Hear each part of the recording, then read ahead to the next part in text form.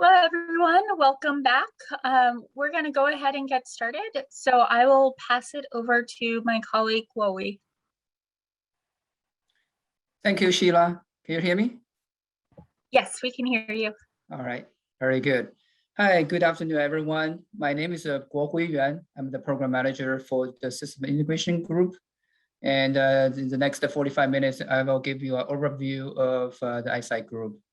So I've been here at the DOE for 11 years, and I'm at this role as a program manager for the last 6 years. I joined the DOE at the Sunshot as we launched the Sunshot. And before that, I worked in the private industry in several different startups. So let's go to the next slide. Next one. Yeah, so what is the system integration? Let's take a look at the short video.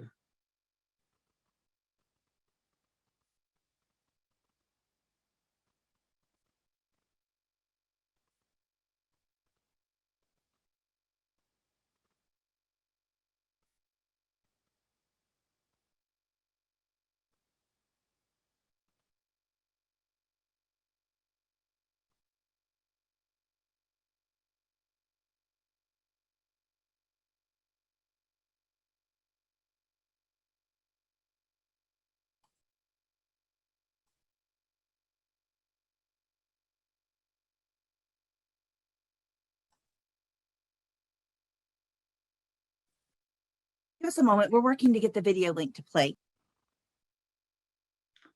Okay.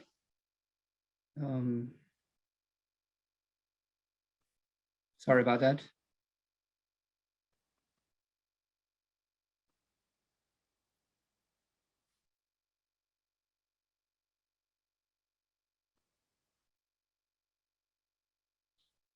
There's no sound.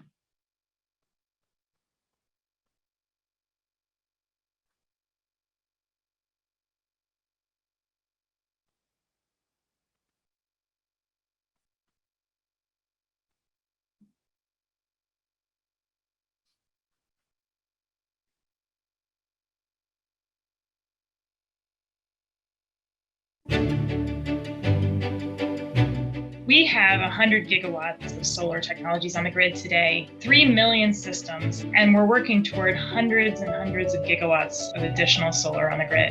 As we transition to systems that have greater fractions of generation provided by renewable power, we need ways to deal with that intermittency. We have a project focused on developing next generation power systems that are based on power electronics inverters. We want to model, analyze, design the future inverter-based grid based on renewables. The traditional inverters that are on the grid today are what are called grid following. Those are based on the assumption that you have this stable grid that is already provided to you. A grid forming inverter completely dispenses away with the notion that you need an energized, stable system that you're connecting to and following on. We're developing technologies that can enable solar, wind, and battery storage to not only keep the grid as reliable as it is today, but to enhance the grid's ability to recover quickly in the event of a natural disaster.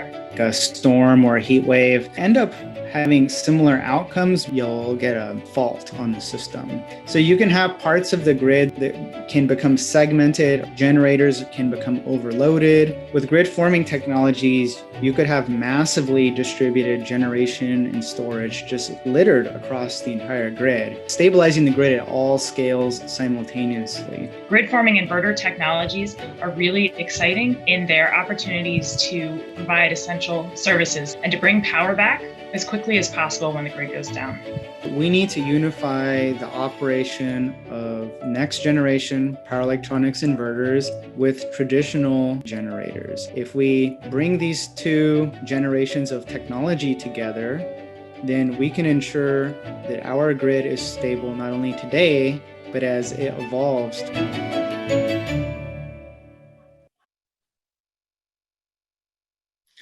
So here, as we transition to the slides, as you can see, when we talk about the energy transition from today's grid to the future grid, where the solar and other renewables will become important part of the generation. There are a lot of challenges. And here in SETO, and in particular the ISI group, we're trying to develop programs to address those challenges. And we're focusing on the 4 technology pillars: data, analytics, controls, and hardware. And we're advancing the grid to be reliable, resilient, secure, and affordable in the decarbonized future. As you can see in the diagram here, we're addressing the challenges both at the transmission and distribution level, and we're also addressing the challenges at different layers: the physical layer, the information layer, the cybersecurity layer, and the market layer. Next slide, please.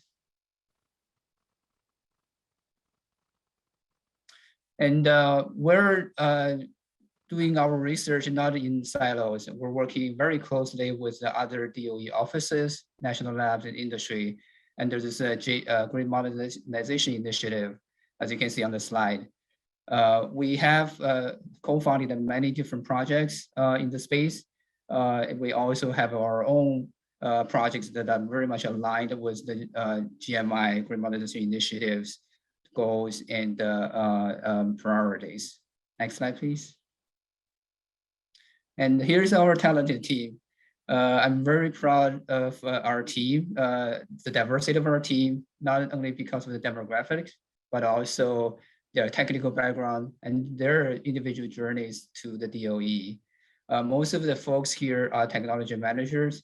We do have, technical officer, project officers, financial analysts, and ops supports. So the next time when you see the success stories or new programs coming out of the DOE Solar Office system integration, these are the folks that are behind the scenes working very hard on those issues, those problems. Next slide, please. And here are the main research areas. System planning is focused on the short-term and long-term planning of integrating solar energy onto the grid. We are developing power system models. We're also looking at the solar resource data and forecast, interconnection standard, and as well as analytics on the reliability, the resource adequacy for a grid expansion, resource expansion.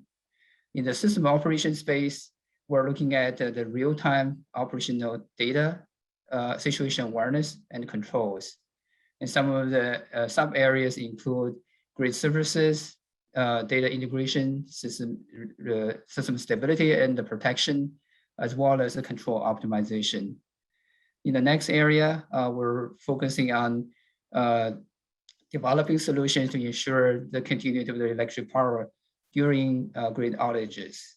One of the approaches that we're looking very closely at is to use the DERs that include the PV and energy storage to provide the needed services during those outages. And we know that those outages will happen because of the increasing nature hazards, weather hazards, as well as the cyber threats.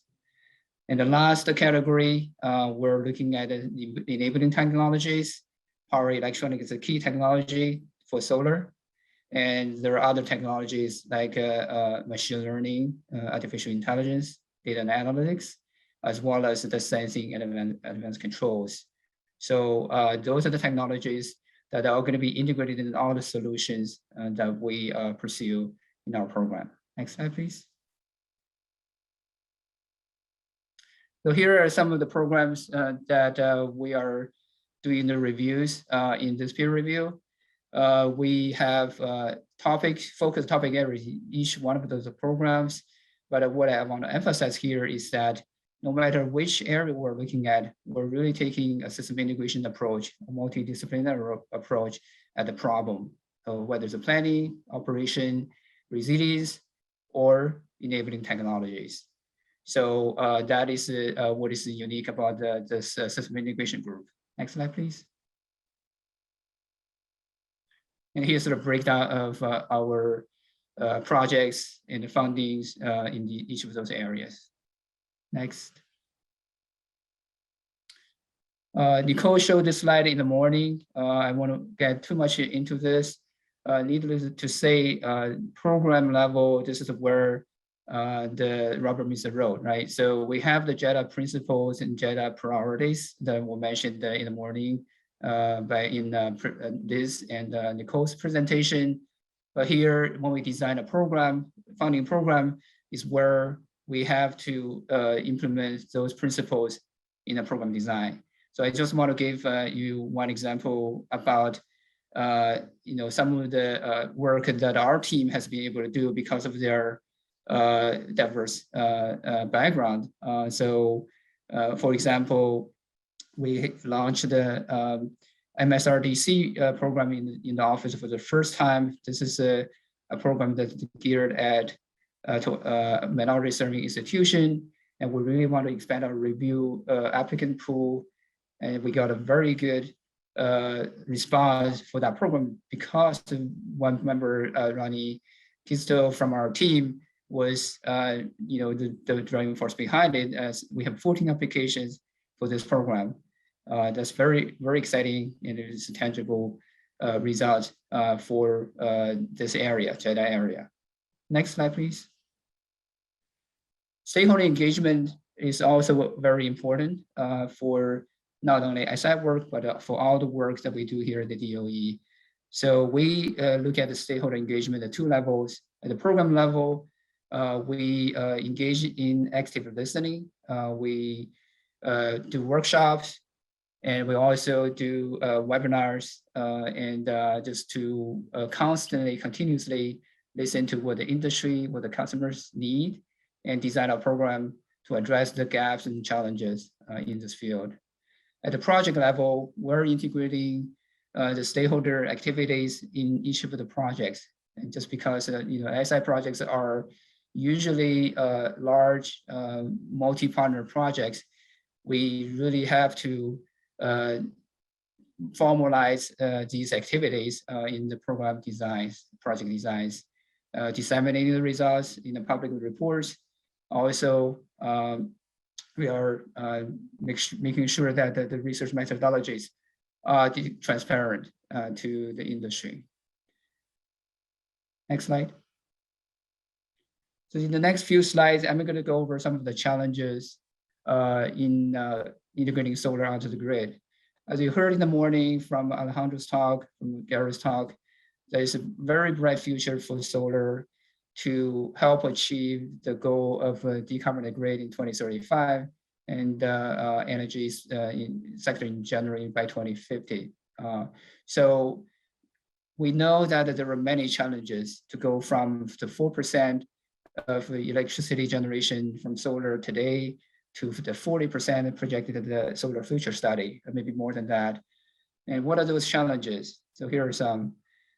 You heard a lot about the comment about the solar doesn't shine all the time, wind doesn't blow all the time, right? So there's a inherent solar generation variability and uncertainty, and that can be broken down into three different areas. One is in terms of historical data, there's a variability from year to year, from season to season. So we need to understand that in order to do long-term planning.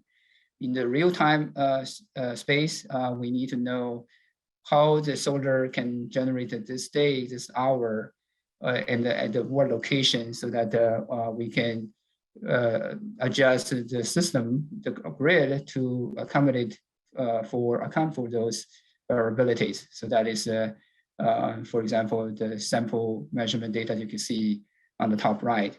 And then we have to be able to forecast what is the solar generation in the future, in the next day, the next hour, and that's called solar forecast. And we need to improve the accuracy of the solar forecast, and also, very importantly, integrate the solar forecast into the grid operation in a seamless way. So that is the lower right. This is an example of how we do that in our portfolio. Next slide, please. Another way to look at this is to look at the daily profile of the solar variability. So here are the couple of charts I took from the California ISO's website. This shows, an extreme day, which is a day on April 24, 2021, shows that for a moment, for a full second, the grid, entire California ISO grid is served by renewables at 94, almost 95% of the load, total load. And the majority of that is solar, as you can see to the right. So people know about the dark curve. I just want to explain that this presents the challenges to the solar, to the grid operation during the morning hours, because you have that high ramp up, fast ramp up. In the middle of the day, you have to reduce the generation of other generators, and during the evening hours, this is the down ramp. So those are the challenges just on a daily basis that the system operator has to deal with. Next slide, please. And here's another look at the challenges in solar generation. So here is a couple of charts from our SETO MIPP. What the table shows on the left is the penetration level with solar and wind on an annual basis and on an instantaneous basis. As you can see that in some of the systems, the solar and wind penetration is already very high on an annual basis, and even higher on an instantaneous basis. The chart to the right shows that today, most of is a heat map that shows in the California ISO in 2019, the wind and solar contribution to the grid at the 1 hour intervals. So it shows that for the majority of the time, the system operate with a high penetration, with a low penetration for solar and wind, less than 20%, at low conditions. That's a region A. As the solar and wind deployment grows rapidly, as we project, the system will go to the B and the C region more and more often, especially the C region, where the system, the power grid, is going to rely on wind and solar most of the time to serve most of the load. And with that, there are a lot of challenges to operate the grid. It's a different kind of a grid for the future. Next slide, please. And here's another complexity in the solar integration. How do you scale the generation from one of the areas to the entire nation? As this map shows, and people are familiar with the NERC map, right, about the different regions. It shows that there are 3 interconnected in the US. There are more than 100 balancing authorities, and there are 3,000 utilities in the US. And the color shows that it's the boundaries of the different systems. And usually they have different rules and the different policies. So how do we stitch those together, make sure that the power flow seamlessly and reliably across those boundaries to all the time, 24/7, 365. That's another challenge to scale up the deployment. Another challenge is the natural disasters and cybersecurity. We talk about the resilience area. This is the area that we are focusing on more and more, just because we are seeing increasing events, weather events, and the cybersecurity events, and we're working very actively to address those challenges. Next slide. And this is probably the last slide in this section. Grid stability and resilience, again, are very important. And we're closely monitoring some of the major events in the grid, but not only in the US, but also globally. A lot of these events have an impact on the solar and wind generation and vice versa. As you can see, those NERC reports that show to the right, they have done a very good job of documenting what happened. And those are the information that we use as an input to develop our research program. And then just needed to say that we're working very closely with NERC, with the national labs to address these challenges. Just one data point there, to the lower right, you can see that that is the event, very recent event at the Odessa, Texas. Because of a transmission fault, the solar generation dropped from 4.5 gigawatt to 3.5 gigawatt in less than a minute. And those are the events that we're trying to not only avoid, but also to be able to rise through in the future. Next slide. So the next few slides, I'm going to talk about what we're doing in each of the areas.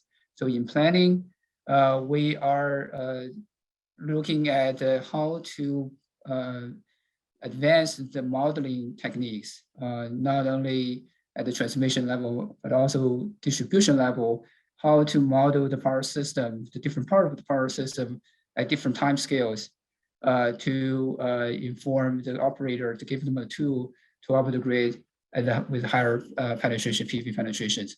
So here's a project led by NREL called MIDAS. They have been very successful in developing the techniques and working very closely with Hawaii Electric to try out these techniques in the Maui grid, which is projected to be a 100% renewable grid. Our hope is that once these are developed and proven in the field, the industry will take this technology over to commercialize them and to offer them to the broader utilities customers. So that would be a success story for us. Next slide. And here's another example of the modeling space. We know that in order to account for the impact of the solar generation nanotechnologies onto the grid, there are many new technologies. We cannot, the traditional tools are not sufficient because they only model one aspect of the system, whether it's the transmission systems, distribution system, communication analysis. That's not sufficient. So we co-founded this project with the other DOE offices to develop a co-simulation platform called Helix, which is able to look at the simulation across the different domains and also develop some program interfaces to pass data between those domains, between those tools, so that we have a coherent holistic modeling platform. So this is very useful to model TDC and then maybe market as well in the future. Next slide. Here is a recent effort that we have collaborated with WEC and with the help of national labs in the PNL. So WEC is developing what they call the anchor data set for long-term planning. And they need accurate solar, utility scale solar and the utility scale wind behind the meter solar data for those long-term planning. So 2032 is the planning horizon, and they want to develop, obviously, the data 10 years ahead of that. We're really excited to work with them to develop the data using the existing tools and the capabilities at the lab. And we're also getting the help from them to validate the data set so that we hope to have a very accurate data for the entire WEC region for these long-term studies, planning studies. Next slide. And here's another recent initiative called the Solar Forecasting Prize. So we have spent a lot of effort in developing and improving the solar forecasting accuracy. But we also want to make sure that these techniques are providing the tangible benefit to the end users. So the forecasting prize is meant to bring together the forecast providers and the end users using this platform called the Solar Forecast Arbiter to evaluate in a non-biased way how good solar forecast technique is and how are they able to be integrated into utility operation. So we're really excited about this effort. We have got a tremendous response from the industry, and we hope to use this platform to further engage with both the users and the forecasters. Next slide.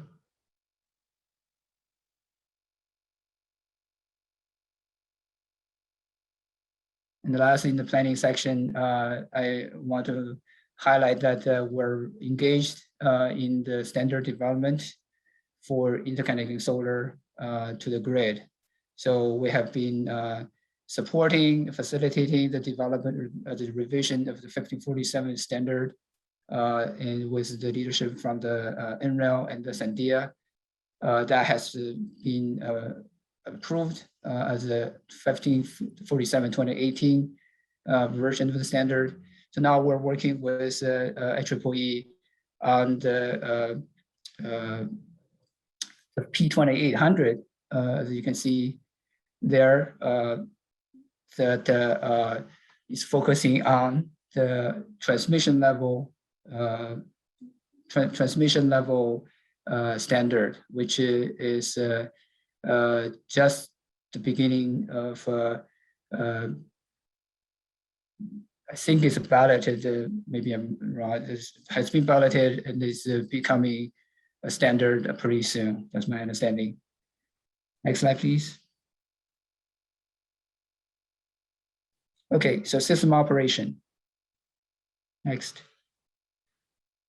Okay, so in system operation, we're looking at the different technology and solutions in integrating the behind-the-meter DERs, solar energy storage, to optimize their operation and provide the grid services to the distribution system.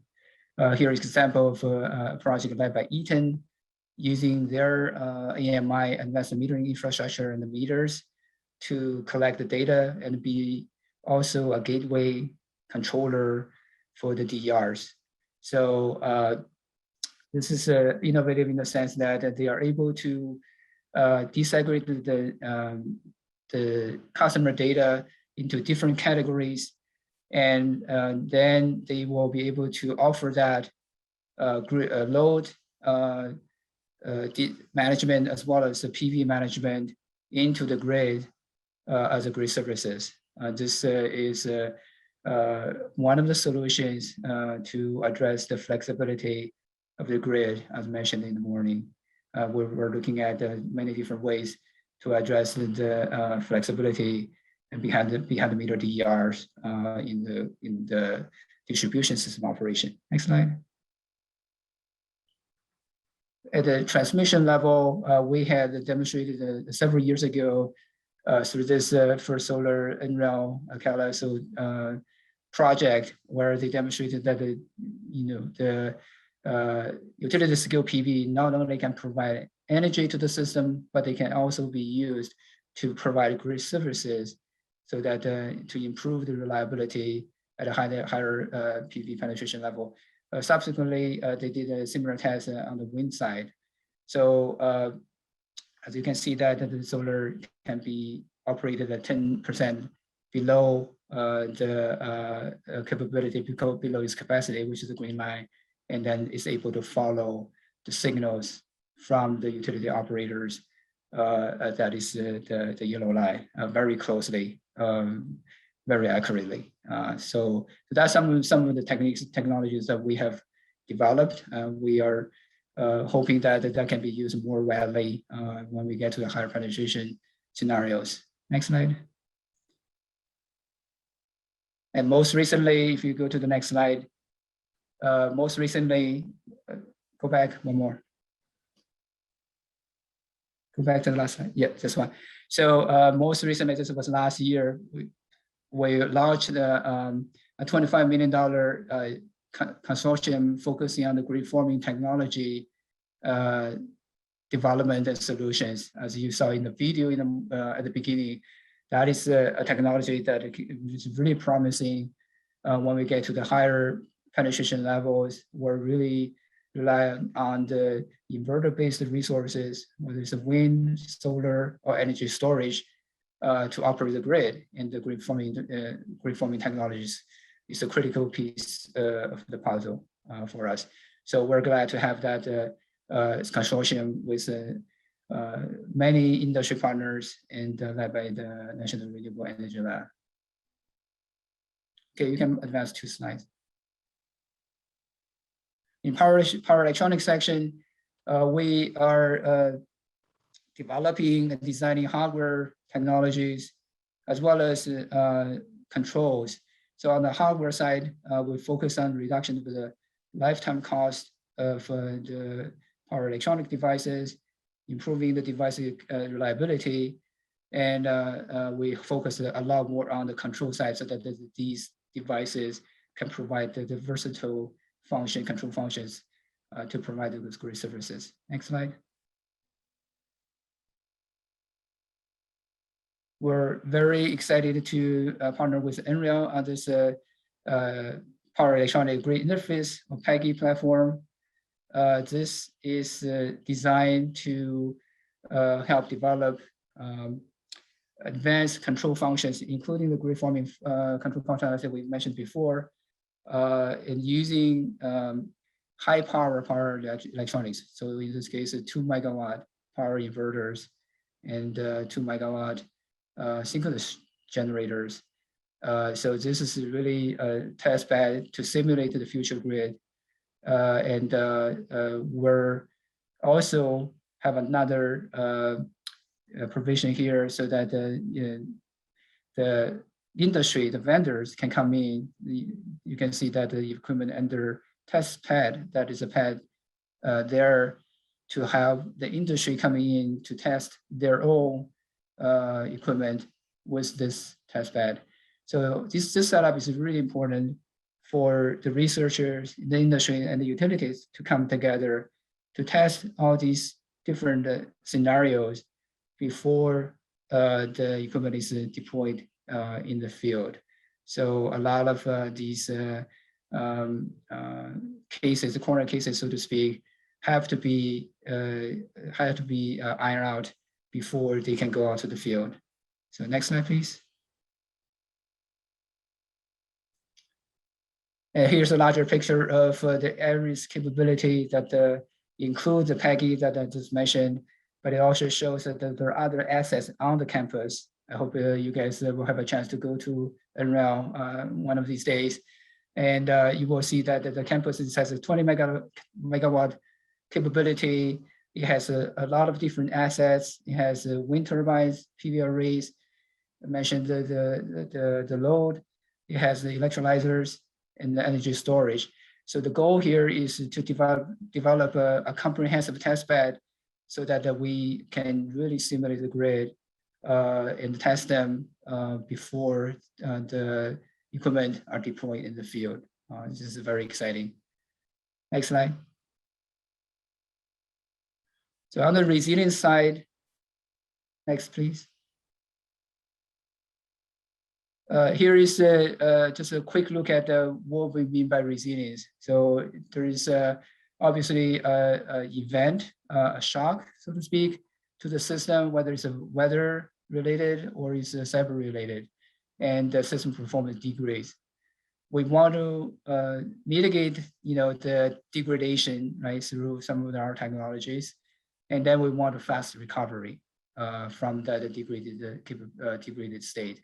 And also, in the future, we want to design a system to account for these scenarios, and hopefully they're performing better than today's grid. So that is the future state of the system. So here are the different phases of a resilience event, and there are many, many topics underneath that we are addressing in our portfolio. Not only us, but the entire DOE is doing that. So next slide, please. So here are some of the work that we have done in the space. We have collaborated with the Office of Electricity and other ERE offices, along with 5 national labs to support the modeling effort after the Hurricane Maria in Puerto Rico in 2017. So here is a snapshot of what we have done in those programs. Very importantly, we have taken a comprehensive approach to the resilience design, not only looking at the ball power system, but also distribution system, and really trying to leverage the DERs, the PV and the solar to help to restore a portion of the grid before the main grid is restored. So that's an active research area for us. Next slide. At the national level, we have again collaborated with Office of Electricity and other ERE offices, national labs, to work on this North American energy resilience model. So we know that electricity network is not an independent network, right? It depends on the gas network, it depends on the communication network. So we really need to look at these multiple infrastructure together, and this is a very ambitious effort to link those different infrastructures together to address some of the interdependencies issues at the national level. Next slide. At a smaller scale, here is a project that we're working on with the San Diego Gas and Electric. It's at the Borrego Springs microgrid. It's an extension for the Borrego Springs microgrid to reach 100% renewable and operate at 100% renewables using the on-site PV energy storage assets. So this is an area, a community, a real community with about 2,000 customers, and they are connected to a transmission line, single transmission line. It's a very remote area, and the transmission line often will be down, so they have to rely on local resources to power the grid. And through this experiment, we hope to demonstrate that the grid can operate with 100% renewable PV plus storage in this case, 24/7 on all the control issues, all the protection issues, and all the optimization issues we hope to work out, and include the black start of the grid from outage. Next slide. On the cybersecurity front, you can go to the next. On the cybersecurity front, at the DOE, we have a very coordinated approach. We're using a very coordinated approach to tackle the cybersecurity, because it's not just one office can solve all the problems. So at the ERE, we developed a multi-year program plan for cybersecurity. We're also working very closely with our cybersecurity office in DOE, CSER, to one, accelerate the cybersecurity R&D, and two, to increase the ERE stakeholder cybersecurity awareness. For the solar industry, the second thrust here is very important, because the solar industry traditionally is not part of the cybersecurity information exchange community. So we're working very hard to address that. And obviously on the R&D side, we need to understand the vulnerabilities of the technology, including supply chain, and try to address that in our solution. So next slide, please. And here is some of the general approaches that we're taking in the cybersecurity space. We're using the NIST framework along with the DOE's cybersecurity maturity model. We leverage the DOE and the national labs technical expertise, and we really emphasize this collaboration with the industry within the DOE. We actually were working with SIA. Last year, we had a successful summit with SIA cybersecurity, just to highlight to bring the awareness to this topic and highlight the importance of the topic.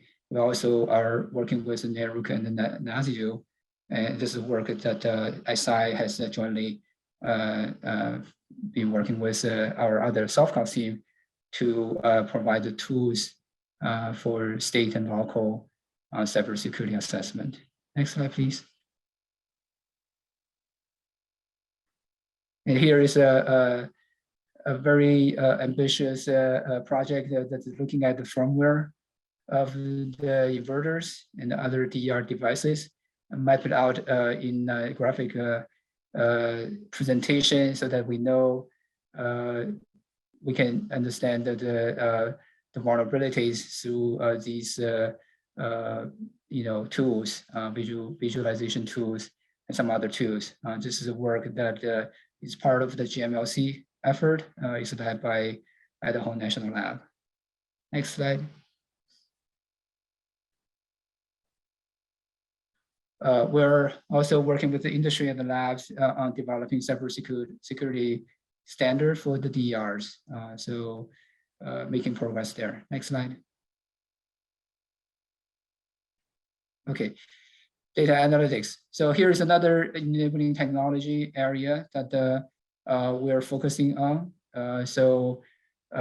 We know that there will be a lot of data and coming into the grid because we have intelligent devices, controllers. We are applying the data science, machine learning, and advanced computing technologies into our space. And the key here is that we don't want to lose the sight of what problem we're trying to solve. We want to apply those technologies wherever they can most benefit to our research. We have done a lot of those researches in the past using the machine learning technique. Next slide. Here's an example of one of the projects. So Stanford University has developed a prototype called Deep Solar, and we're working with them to expand that further using satellite data to map out the resources on the rooftops and how they are connected to the distribution grid. Next slide.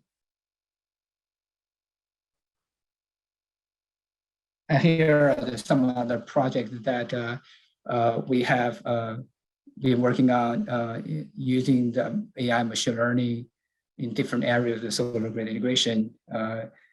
Solar forecasting in the case of IBM, distribution management and resilience, the Slack, and NREL, that's the community,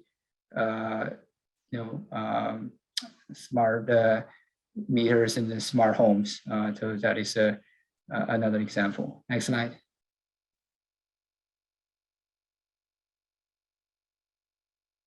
Yeah, so this is my last slide. So in summary, we are working very hard to help achieve the ambitious goal of decarbonizing the grid. We have a lot to offer. Our key programmatic goal is to develop solutions to enable the reliable, resilient, and security. Those are the three metrics that we're talking a lot about operating the decarbonized grid. Our top priorities are the advanced inverter-based technologies. Grid forming is one of them. We focus on cybersecurity tools development and applying machine learning and data analytics in our research. So finally, we are very excited to support the DOE's implementation of the infrastructure bill. We're really going to align our research and help to enable the deployment, right? You heard many times the deployment, and that's one of the priorities in the DOE, and we'll be having program to support that. Our folks will have a lot to offer. So with that, thank you very much. Let me hand it back to Sheila.